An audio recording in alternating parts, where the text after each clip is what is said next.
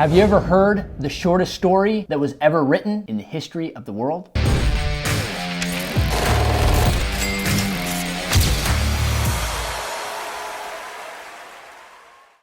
I'm Dr. Dan, I'm a neurostrategist, I'm a coach, I'm passionate about the brain, but I'm most fired up in helping you take your message to the masses. In this video, we're gonna talk about the shortest story ever written, why it was so effective, and how you can implement the same strategies every time you communicate. So we all know Ernest Hemingway. You've heard of that name before. He's an author, he's a novelist, he's well known for his ability to communicate, his ability to articulate, his ability to write. And so what happened is Ernest was at a bar with some of his buddies, and he put out a challenge. And he said, for $10, I will write the shortest story ever written. And so his buddies up for the challenge said, I'll pay you $10 if you can write the shortest story ever written. The thing you need to know about a story, right? Let's break down first and foremost. I teach story all day, every day. Why? Because it matters. The signature story that you have will be your brand. It will also be your marketing. It will also be your conversion advantage if you know how to use it. Let's take a step back. What is a story? A story has a protagonist, which is a main character, right? For most part in your story, it's gonna be you. But if you're writing about somebody else, it would be the main character. It doesn't always have to be a human. Like in Finding Nemo, that's a fish, right? Isn't Nemo a fish? Yeah.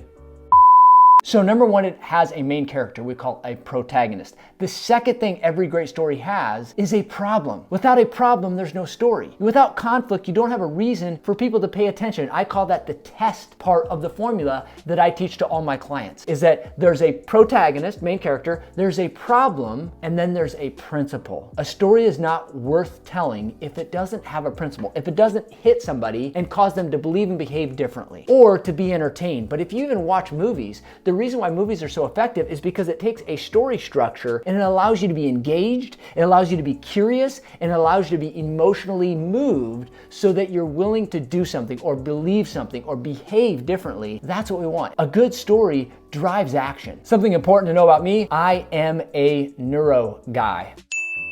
I am a biologist, I'm a researcher, I'm a physiologist, I'm a doctor. I want to understand how things really work, particularly as it relates to the brain or the body. And so what you want to know about story is there's a neurochemical cocktail that occurs in someone's body when they hear or watch a good story. When you nail this neurochemistry, you get people to move into action. So here's the deal. The brain takes in information, right, through the five senses. In a story sense, it's gonna either visually and most importantly, auditory. So it's gonna hear it, it's gonna see it. And when it interprets this, so it goes to the brain, but then that brain triggers specific glands of the body. Those glands then produce specific hormones. Those hormones then fill the bloodstream and it gets somebody to actually take action, behave differently. So it's a sequence. That's why I love it, because a good story, think about it, wirelessly, so wireless today, but that's the beauty of a story. Wirelessly, you can watch something or hear something, and it affects your brain, that affects your glands, that affects your chemistry in your bloodstream, and then it causes you to take action. If you're on a hike and saw a bear coming at you, there's a bear behind you.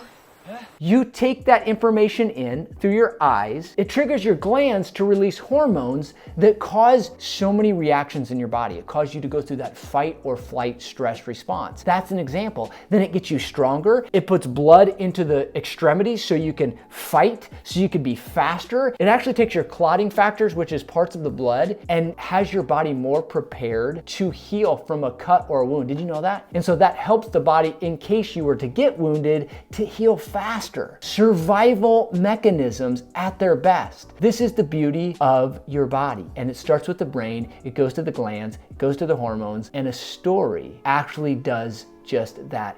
It will impact your listener or your prospect like nothing else can. When you know how to tell your signature story and you know how to structure it and you know how to present it, you are going to be getting results, cash results, revenue results, unlike any other form of communication can do. I am a product of this. This happened for me in 2008. Out of desperation, I decided I'm just gonna use my story. I'm gonna tell these people exactly what I think. I'm gonna tell them how I feel. My dad had just had heart surgery that day, and I just didn't care. I didn't care what they thought of me. I didn't care what they were gonna think think of me? I just told them the truth that I knew it, and I went over my story and my journey. I was more myself than ever before. This is what story and the power of your story can do for you and your business. And so now you've got to nail the chemical cocktail. There's 3 major hormones you're going to hit on with your story. First one is dopamine, second one is cortisol, third one is oxytocin. Oxytocin is the trust hormone. It's the bonding hormone. That's the one that gets people to pay you. Everybody in the marketing sales industry knows that you need to get your prospects to know, like, and trust you. There's usually a 7-step sequence or 7 touches required to get people to know, like, and trust you. I'm going to tell you right now, the shortcut to that, where you can just take one step, is your signature story. It triggers, first off, dopamine. When you do the story right, dopamine is the curiosity hormone. With somebody who loves going on roller coasters, they're not an adrenaline junkie, they're a dopamine junkie. They love the unknown, the unexpected, the curiosity. They love suspense movies. They love things that they don't know the ending. There's twists and turns. This is what makes a great story. It keeps people guessing. Dopamine is increased when there's curiosity. The second hormone is cortisol. Cortisol is produced when you communicate the problem. We got a problem here. When there's conflict in the story, it produces cortisol. That cortisol keeps their attention. And the third one is oxytocin. As I said before, this is the money hormone. This is the trust hormone. This is the one where they're gonna relate with you, they're gonna care about what you have to offer, and they're gonna know this is for me. It humanizes your communication so much that they trust you enough to pay you. So now you're wondering about Hemingway, and could he pull off writing the shortest story of all time? So after working for minutes on this napkin with his pencil, he turns to the guys and says, I got it. And he shows them the napkin, and on this napkin, there were 6 words. For sale, baby shoes, never worn. Bruh. Now, let's break down why this short 6-word story is so compelling. First off, does it have a protagonist? Yes, a baby. Second P, does it have a problem? Yes, unfortunately, there was a tragic death of this baby. And then third, is there a principle within the story? Yes, not only a principle, but it's an emotional principle, right? When you hear that story, you are connected with it. Do you know why the best commercials have babies and puppies? Because it increases oxytocin more than anything else. Babies and puppies in anything, an image, a video, a commercial, a sales pitch, will always increase oxytocin, which means there's an increased bond. And so in this case, when we hear a baby that has tragically died, we all connect with that. And the principle behind that could be count your blessings, be grateful, never miss out on the moment. That's one of the beauties of this 6-word story, is that you get to lead your own conclusions. It's called the open-ended story, because the principle is what you make of it. What's clear is the very specific hormones that it triggers. What did we talk about? Dopamine, number 1, the curiosity hormone. Is there reason for curiosity? Yes, of course there's curiosity. First off, why are the shoes for sale? And then you kind of connect the dots. Oh, something happened to that baby. The baby didn't get to wear the shoes. And now the mother and the father are there left to sell these shoes. I wonder what happened to the baby. See, all these curiosity moments.